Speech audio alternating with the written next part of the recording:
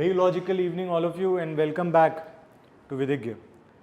When I talk about the 30 days to CLAT, I know most of you are going through various kinds of emotions. I'll be discussing most of it. I'll be trying to address many of the problems that you are facing. I'll try to address कि क्या चीज़ें हैं जो आखिरी की 30 दिनों में हमें करना चाहिए, tangible and the intangible of it. Tangible यानी मुझे दिन में बैठकर क्या वो सब्जेक्ट्स हैं, और सब्जेक्ट्स में क्या चीज़ें हैं जिसमें मुझे फोकस करना चाहिए. This is what I will be discussing. Intangible is what goes on in your mind. That is equally important when it comes to the last 30 days. So this is where I will be discussing the tangibles and the intangibles. ध्यान से सुनना, बहुत सारी चीज़ें हैं जिससे शायद आप रिलेट भी कर पाओगे और हो सकता है आपको आपके सवालों के जवाब मिल जाएं. ठीक है, तो आई will be starting this session very soon. Now look at this. This is not the time to go out and explore. This is not the time where you go out and explore new things. This is the time when you consolidate anything and everything that you have already read. Look at this. Mastery over expansion.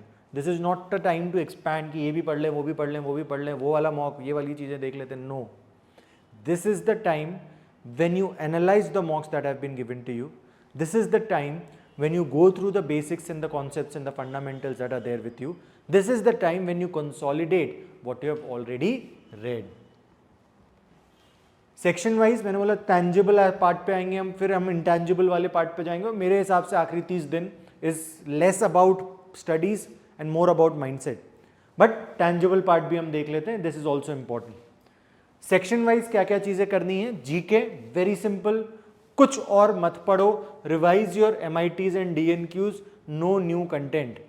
अपने MITs को revise करो, DNQs को revise करो, और कुछ भी नया content पढ़ने की जरूरत नहीं है. अक्टूबर का मैं आपको कुछ कंटेंट दे दूंगा और नवंबर का भी 10-15 तारीख तक दे दूंगा. I think that will be more than sufficient कि आपका जो करंट अफेयर्स है. बाकी कुछ static part also I will share, but again जो दे रखा है एटलीस्ट उसको मल्टीपल टाइम्स रिवाइज करो. ठीक. नेक्स्ट, इंग्लिश एंड CR में कुछ बेसिक्स होते हैं. एक बार वापस से उन कॉन्सेप्ट्स को रिविजिट करो. इन्फेरेंस क्या होता है, how to derive an inference, assumption और इन्फेरेंस में क्या डिफरेंस होते हैं, फिगर ऑफ स्पीच, टोन्स, इन सबको वापस से रिविजिट करो. अपनी मॉड्यूल सॉल्व करो. मॉक सारे लिखो, मॉक के प्रॉपर एनालिसिस करो. Legal reasoning again practice the passages that are there in your mocks. उसका मल्टीपल टाइम्स एनालिसिस करना ज़रूरी है. एनालिसिस का मतलब बहुत सिंपल है. मैंने मॉक दिया, मॉक में मेरे कुछ सवाल सही हुए, कुछ सवाल गलत हुए. जो सवाल सही था वो सही क्यों था, और जो सवाल गलत था वो गलत क्यों था. This is very simple. इतनी चीज़ें अगर करोगे तो लीगल रीजनिंग, RCN, CR काफ़ी हद तक चीज़ें समझ में आने लग जाएंगी. बहुत सारी चीज़ें जो हमको आज तक नहीं समझ में आ रही थी वो समझ में आने लग जाएंगी. गलती कहाँ हो रही है उससे ज़्यादा जानना ज़रूरी है कि गलती क्यों हो रही है. क्यों को फिगर आउट करो. अपने आप जो हाउ है, कैसे नंबर बढ़ेंगे, how will I improve my marks, will take care of itself. Focus on the why am I committing those mistakes again and again, what are the problems that I am facing. Legal में again बाउल sir has also shared some legal terminologies with you recently. Legal terminologies, legal magazines, इनको कई बार इनको revise करो. कई बार legal का वो passage इसलिए नहीं समझ में आता because there was a terminology, some words which I did not know the meaning of. And that is precisely the reason why I am not able to understand what is written there. And once I am not able to understand the passage, I cannot answer the questions, I cannot understand the options. This is what you need to focus on. ठीक है. Quantitative techniques, QT में क्या करना है. QT में कुछ मत करो. जो मेरे ख्याल से मोस्ट इंपॉर्टेंट टॉपिक्स हैं win in QT subjects, QT के अंदर अगर मैं देखूँ तो time, speed, distance, percentage, ratio, proportion, averages, hot topics जिस पे क्लैट पूछता है, इनको और अच्छे से रिवाइज करो और अपने कुछ मॉक्स में प्रैक्टिस करो. अपनी मॉड्यूल सॉल्व करो. पुराने मॉक्स को टाइम लगा के, वापस से टाइमर लगा के फिर से सॉल्व और एनालाइज करो. I think anywhere between 45 minutes to 1 hour अगर आप QT को दे रहे हो everyday, that is more than sufficient. 2 से 3 घंटा आप जीके को दो. बाकी का समय should go into English, CR and legal reasoning की practice. Practice is important. Read करते नहीं बैठना अपने को. प्रैक्टिस करना है. 2 से 3 घंटे जीके पढ़ो, वहाँ रिविजन जरूरी है. English, CR, legal, QT, this is more about practice. ठीक है. और जो भी चीज प्रैक्टिस कर रहे हैं उसमें ऑटोमेटिकली एनालिसिस आ जाता है. Hence that brings me to this. Wrap, what you need to, it's time to wrap it up. आखिरी 30 दिन जो है अल्टीमेटली करना क्या है, चीज़ों को रैप अप करना है। तो wrap up, what is wrap? R stands for revision, A stands for analysis, P stands for practice. Practice, analysis, revision, revision, analysis, practice, nothing else. इसी पे फोकस करो, what you already have, the modules you already have, the mocks you already have, the content you have already read. अपने किले को मजबूत करो, start revising it multiple times GK को revise करो, सेम चीज़ को प्रैक्टिस करो। जहाँ पे लग रहा है कि नहीं यार वो शायद टाइम स्पीड डिस्टेंस के फॉर्मूले भूल रहा हूँ या प्रॉफिट एंड लॉस के फॉर्मूले भूल रहा हूँ, तो फॉर्मूले को वहाँ पे ट्रिप्स, वो जो ट्रिक्स सर ने बताए होंगे, मैम ने बताए होंगे, उनको वापस से रिविजिट करो। This is what you need to do during these 30 days. Now having said that, there is another aspect that we need to focus on, the intangible part of what is to be done in the next 30 days. यहाँ से the mindset, last 30 days is less about studies, more about mindset. I'll tell you how, and I'll give you a very good example. I'm sure you will, all of you will relate to it, something that has happened very recently and we have all cherished it. Now overconfidence and underconfidence, मुझे लगता है ये वो समय है जो ज़्यादातर बच्चों के साथ दो तरह की दिक्कतें होती हैं। कुछ ऐसे बच्चे हैं जो मॉक में अच्छे नंबर स्कोर कर रहे हैं, उनके साथ ये वाली गड़बड़ हो सकती है, और कुछ ऐसे बच्चे हैं जिनके मॉक के स्कोर्स रिलेटिवली, पहली बात तो कंपैरिजन करना बेकार है दूसरों से, लेकिन क्या है वो दूसरों से कंपेयर कर करके इसकी तरफ चले जाते हैं। Under confidence is forgetting how far you have already come. इतने महीनों से जो हम मेहनत कर रहे हैं, इतने दिनों से हमने जो मेहनत करी है, उस पर विश्वास ना रखते हुए किसी और के नंबर देखकर या अपनी मेहनत को विश्वास ना रखते हुए हम किसी और के बारे में सोच के परेशान हो रहे हैं कि मेरा तो सिलेक्शन नहीं हो रहा है। मन के हारे हार है, मन के जीते जीत। किसी ने बोला है, जिसने बोला है सही बोला है, it's an age old wisdom. मन से हार गए तो कोई नहीं बचा सकता।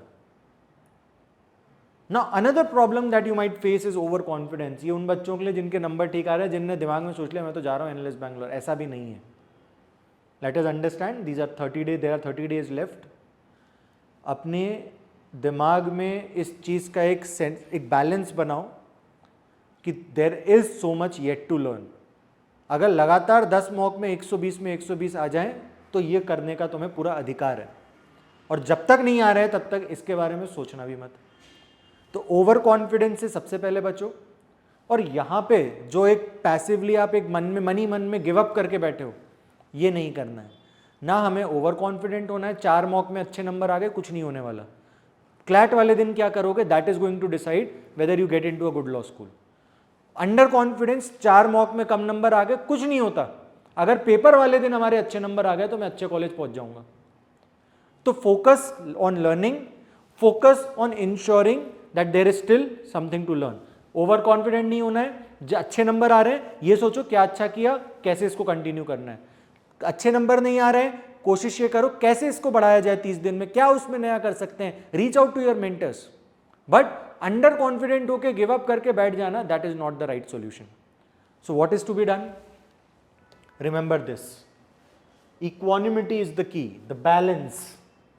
Equanimity, I will show up fully, I will fight completely, and whatever the result, it will be the best version of me. I'll give the best.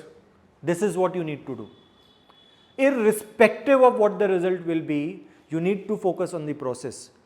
Even in those 30 days, even वो 7 दिसंबर वाली तारीख जब आएगी, उस दिन जब वो 2 बजे घंटी बजेगी, उस 2 घंटे के दौरान भी मेरे को सिर्फ एक चीज़ पे फोकस करनी है, मेरे प्रोसेस, मेरा मॉक, मेरा पेपर, मेरे पैसेजेस, कैसे इसमें ज़्यादा से ज़्यादा नंबर ला सकूं। If you can do that, यहाँ पे जो इंटेंजिबल फाइट मैं कह रहा हूँ ना, जो intangible fight becomes all the more necessary in the last 30 days, you will win that fight, you will win that battle. यहाँ पे जंग जीत जाओ, पेपर वाले दिन अपने आप जीत जाओगे। लेकिन यहाँ जंग जीतने के लिए सबसे पहले जो हम इधर उधर की चीज़ें सोचते हैं ना, उससे बचना पड़ेगा। ओवर कॉन्फिडेंस से बचना पड़ेगा, अंडर कॉन्फिडेंस से बचना पड़ेगा, इक्वानिमिटी लानी पड़ेगी, थोड़ा सा बैलेंस लाना पड़ेगा अपनी थॉट प्रोसेस में। अच्छा हो रहा है कोई बात नहीं, करते रहना है, ओवर कॉन्फिडेंट नहीं होना है। नंबर थोड़े कम आ रहे हैं कोई बात नहीं, सीखेंगे, पेपर वाले दिन फोड़ के आएंगे। This is how you go about it. ठीक है। One more thing, this moment we have all cherished it. 2-4 दिन ही हुए, ज्यादा समय नहीं हुआ। हम सबकी जिंदगी के शायद एक इंपॉर्टेंट मोमेंट में से है, cricket is a religion in our country and the first women's world cup these girls have brought home. What is the lesson to learn here? I'll tell you. This is something that a lot of you might not be knowing about. क्योंकि मुझे पता है women's world cup को इतना follow नहीं करता. Finals हुआ था, I am sure many of you must have watched it, but final से पहले भी एक जर्नी थी. फाइनल को डायरेक्टली जाके फाइनल तो नहीं खेल लिया होगा उन्होंने. फाइनल से पहले एक जर्नी थी जिसमें ये सारी टीम्स ने आपस में एक दूसरे के साथ मैच खेला था, और टेबल जो थी जिसमें 4 टीम सेमीफाइनल में पहुंची थी, ध्यान से देखना ये टेबल. ऑस्ट्रेलिया टॉप पे है, फिर इंग्लैंड है, फिर साउथ अफ्रीका है, फिर इंडिया है. और फाइनल किसके बीच में हुआ? साउथ अफ्रीका और इंडिया के बीच में. Look at India's points. We just somehow manage to enter into semifinal. Somehow. Look at this. Loss 1. We just somehow managed to enter into semi-finals. Look at Australia. Win. अगर किसी ने semifinal match देखा होगा तो उसे पता होगा semifinal में 340 के आसपास का टारगेट था. ऑस्ट्रेलिया जैसी इनविंसिबल टीम ने 340 का टारगेट लाके हमारे सर पे खड़ा कर दिया था. What happened next? We won. कौन जीता? ये वाले जीते हैं. ये जीते हैं उस दिन, ये नहीं जीते. So there's something to learn right from an event that is happening right in front of us. आपका पूरा सोशल मीडिया इस चीज से भरा हुआ है, लेकिन इसके बारे में तो कोई बता ही नहीं रहा आपको. ये वो टीम है जो अगर यहां पे मैंने बोला मन के हारे हार है, मन के जीते जीत. They were ready to fight. They fought till the end and they won. Remember this. There are stories around you. There are stories ready to inspire you.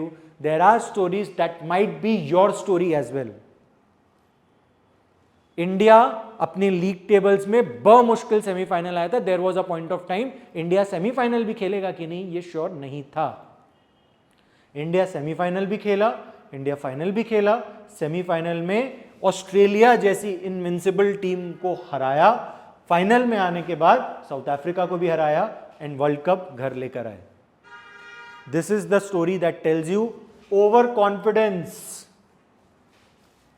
अगर इंडियन टीम अंडर कॉन्फिडेंट हो जाती ये सोच के कि भाई हम तो बमुश्किल आए, इनसे कैसे जीतेंगे, इनसे तो जीत ही नहीं सकते हम, तो उस दिन हार जाते. और इन्होंने उस समय ये सोचा होता कि भाई इनको ये कहीं मतलब इनके दिमाग में अगर ये आया होता कि नहीं यार अपने को अपना जो गेम है उसको बना के रखना है, ओवर कॉन्फिडेंट नहीं होना है. कोई बात नहीं, अभी तक जीतना है, ये भी जीतना है. हो सकता है ये टीम आज अच्छी खेल जाए, आज तक अच्छी नहीं खेली, अभी तक अच्छी नहीं खेली तो क्या हुआ. तो they must take care to they must ensure that they play their part.